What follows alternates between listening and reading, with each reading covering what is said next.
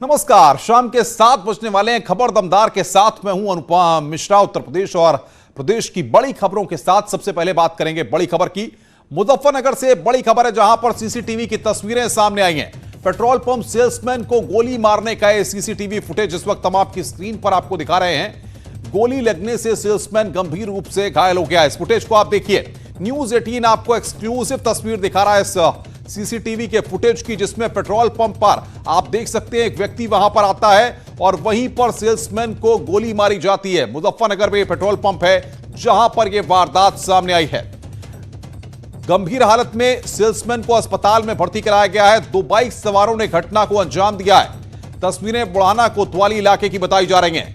बुढ़ाना कोतवाली इलाके में ये बाइक सवार पहले वहां पर आते हैं, सेल्समैन से पेट्रोल डलवाने की बात करते हैं और देखिए कुछ ही सेकंड में, अगर आप देखें इस पूरे फुटेज को, कुछ ही सेकंड में वहां पर वो सेल्समैन को घायल कर देते हैं। विनेश पवार बातचीत करने के लिए हमारे साथ फोन लाइन पर जुड़ रहे हैं। विनेश, कब की यह घटना है और क्या वजह निकलकर सामने आ रही है?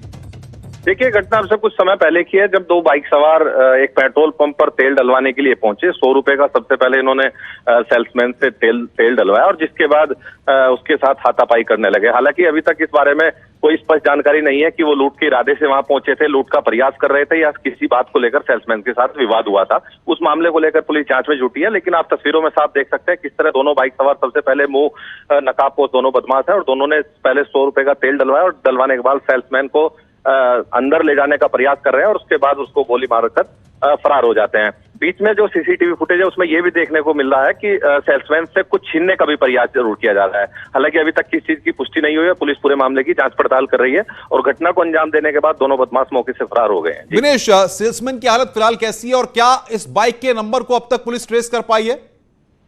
देखिए, अभी तक बाइक के नंबर को ट्रेस नहीं किया जा सका है, क्योंकि अभी जो सेल्समैन था या अन्य स्टाफ पेट्रोल पंप पर था वो भी बाइक का नंबर नहीं देख पाए हैं।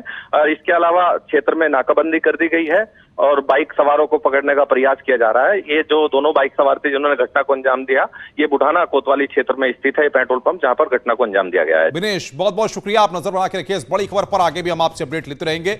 विनेश पवार हमारे संवाददाता इस वक्त की अहम खबर पर अपडेट दे रहे थे। ये सीसीटीवी का फुटेज हम आपकी स्क्रीन पर आपको दिखा रहे हैं।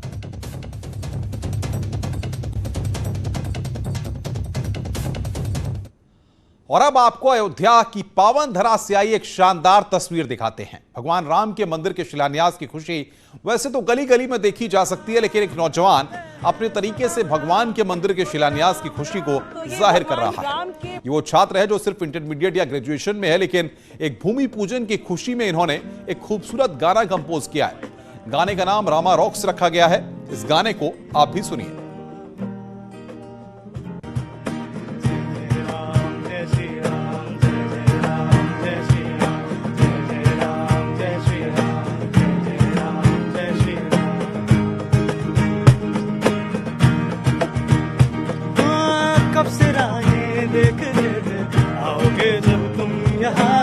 होगा तब ये फैसला, राम में है सब यहाँ, राम में है सब यहाँ।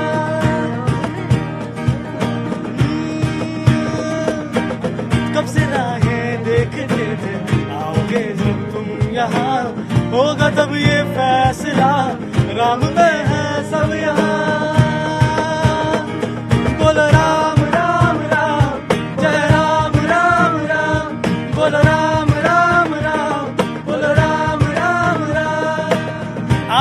तुमसे जुड़ी तो जाएंगे अब हम कहाँ। तुमको पूजे तुमको जाने, कह रहे हैं सब यहाँ, कह रहे हैं सब यहाँ। राम के आने से अयोध्या पावन हुई, राम के आने से अयोध्या पावन हुई। हर तरफ हर जगह खुशियाँ छा गई, आओ हम सब करें वंदना राम की। बोलो राम राम राम, बोलो राम राम राम, जय राम राम राम, बोलो राम राम राम, बोलो राम राम राम, बोलो राम राम। तो ये भगवान राम के मंदिर के शिलान्यास की जो खुशी है वो नौजवानों में दिखाई दे रही है और राम की पैड़ी पर इतना खूबसूरत नज़ारा शायद ही पहले कभी देखने को मिला हो, क्योंकि आमतौर पर जब जय श्री राम की गूंज होती है, जयकारे लगते हैं, उससे बहुत अलग है ये आवाज़। ये नौजवानों की आवाज़ है जो अयोध्या के रहने वाले हैं और खुशी है उनकी जो जाहिर हो रही है म्यूजिक के जरिए। प्रयास ये है कि तरीका चाहे जो कुछ भी हो, तरीका चाहे रामार्चन करने का हो, रामायण के पाठ करने का हो, या फिर अपने गाने के जरिए भगवान राम के मंदिर के शिलान्यास की खुशी जाहिर करने की हो। अनामिका, सी न्यूज़ 18, अयोध्या। तो शिलान्यास को लेकर युवा भी पूरी तरह से जोश में नजर आ रहे हैं। 5 अगस्त को अयोध्या में भव्य राम मंदिर निर्माण के लिए होने वाले भूमि पूजन में संगम का जल और मिट्टी ले जाने की सभी तैयारियां पूरी कर ली गई हैं। राम मंदिर के भूमि पूजन कार्यक्रम के लिए विहिप के पदाधिकारी बुधवार 29 जुलाई को सुबह 10 बजे संगम से 11 लीटर पवित्र जल और संगम की मिट्टी एकत्रित करेंगे। इसे सबसे पहले विहिप के अंतर्राष्ट्रीय अध्यक्ष और राम मंदिर आंदोलन के अगुवा रहे स्वर्गीय अशोक सिंघल के आवास महावीर भवन में रखा जाएगा। इसके बाद में विहिप के काशी प्रांत कार्यालय केसर भवन में उसे लाया जाएगा।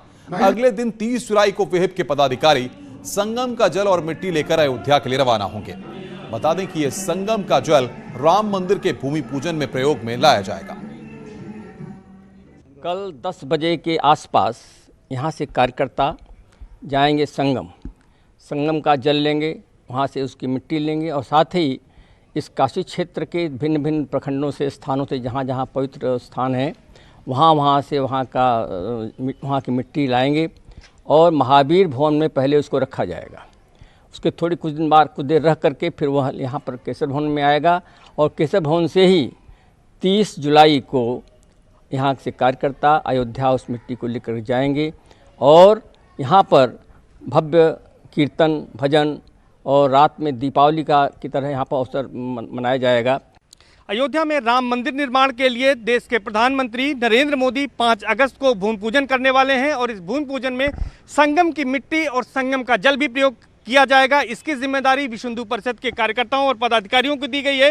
विश्व हिंदू परिषद के पदाधिकारी कल संगम तट पर जाएंगे सुबह 10 बजे और वहां पर मिट्टी के साथ ही साथ गंगा जल लेंगे, संगम का जल लेंगे और उसको लेकर सबसे पहले महावीर भवन जाएंगे। महावीर भवन वो जगह है विश्व हिंदू परिषद के लिए जो कि विश्व हिंदू परिषद के अंतर्राष्ट्रीय अध्यक्ष रहे और राम मंदिर आंदोलन के अगुवा रहे स्वर्गीय अशोक सिंघल का आवास है। वहाँ पर जयकारे के साथ संगम की मिट्टी और संगम का जल ले जाया जाएगा, जो कि उसके बाद विश्व हिंदू परिषद के काशी प्रांत के कार्यालय केसर भवन लाया जाएगा। रात भर मिट्टी और संगम का जल यहाँ रखा जाएगा और अगले दिन सुबह यानी 30 जुलाई को वीएचपी के कार्यकर्ता और पदाधिकारी उसको लेकर अयोध्या जाएंगे, जो कि भूमि पूजन में प्रयोग किया जाएगा।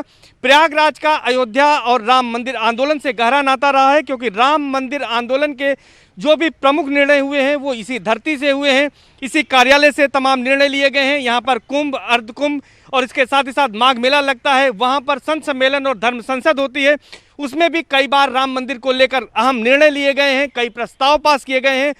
2019 में जब राम मंदिर पक्ष में फैसला आया, उसके बाद 2020 के माघ मेले में यहाँ एक बार फिर से राम मंदिर का मॉडल रखा गया था और लोगों के बीच जन जागरण किया गया था। और अब जब उसी मॉडल के आधार पर अयोध्या में भव्य राम मंदिर का निर्माण होने जा रहा है, तो प्रयागराज में भी लोगों में खुशी है।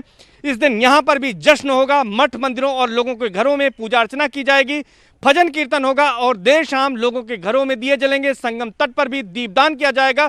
इसके साथ ही साथ महावीर भवन और केसर भवन में भी लोग दीपदान करेंगे और यहाँ पर दीपावली का पर्व मनाया जाएगा। कैमरा पर्सन संजू मिश्रा के साथ सर्वेश दुबे, न्यूज़ 18 प्रयागराज। आगे बढ़ते हैं। उत्तर प्रदेश में 9 अगस्त को आयोजित होने जा रही बीएड की प्रवेश परीक्षा का विरोध प्रयागराज में शुरू हो गया है। कोरोना के लगातार बढ़ते मामलों की वजह से प्रतियोगी छात्रों ने 9 अगस्त को होने वाली परीक्षा के विरोध में मोर्चा खोल दिया है। ये छात्र कोरोना के बढ़ते मामलों के बीच प्रवेश परीक्षा को न कराए जाने की मांग कर रहे हैं। इलाहाबाद यूनिवर्सिटी के बाहर प्रतियोगी छात्रों ने परीक्षा के विरोध में सरकार के खिलाफ जमकर नारेबाजी की। विरोध प्रदर्शन कर रहे छात्रों की मांग है कि उत्तर प्रदेश में बढ़ते कोरोना संक्रमण के बीच बीएड की प्रवेश परीक्षा को टाल देना चाहिए। प्रतियोगी छात्रों का कहना है कि प्रदेश भर में रविवार को होने वाली प्रवेश परीक्षा से कोरोना संक्रमण का खतरा बढ़ सकता है। ऐसे हालात में छात्रों की जान जोखिम में डालकर 9 अगस्त को होने वाली परीक्षा की डेट आगे बढ़ानी चाहिए।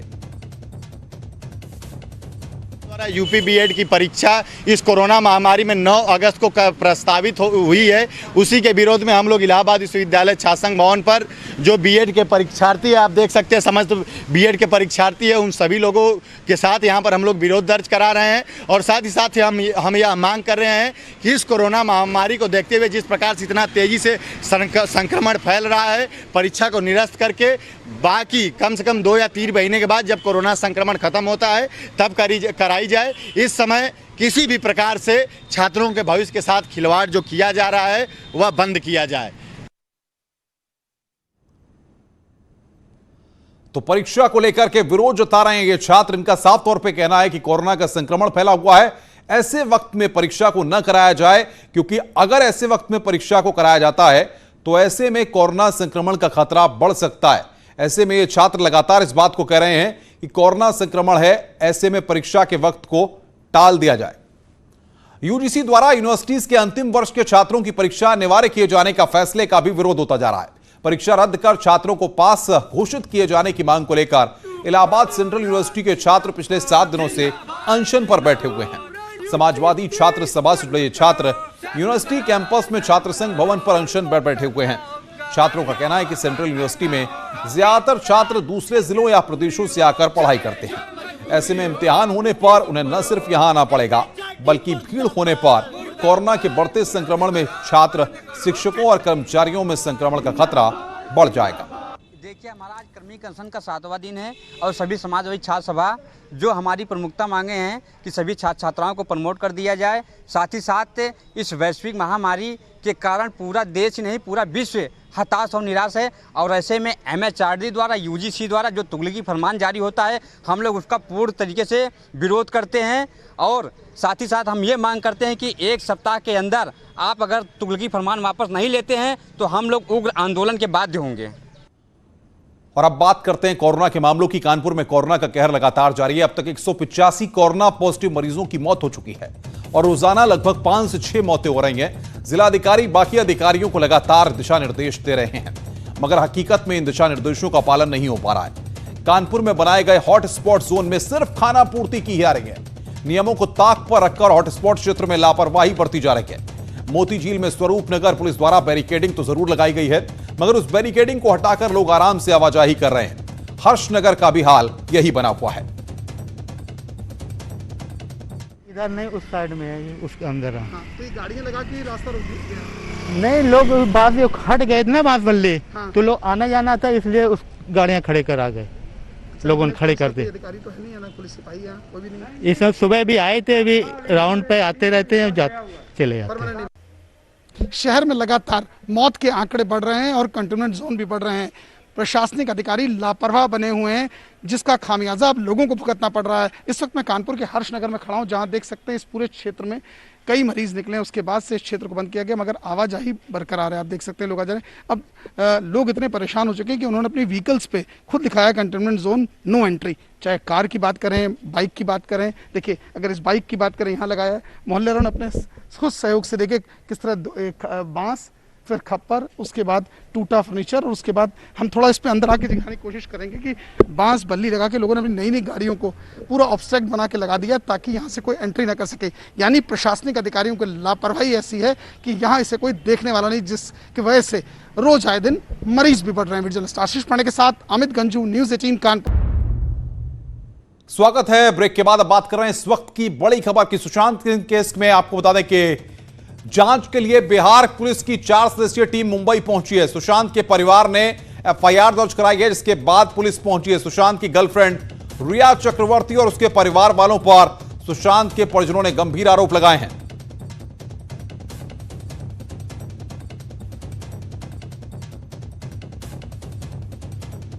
पटना से संजय हमारे संवाददाता और मुंबई से शिखा हमारे साथ सीधे जुड़ रही हैं।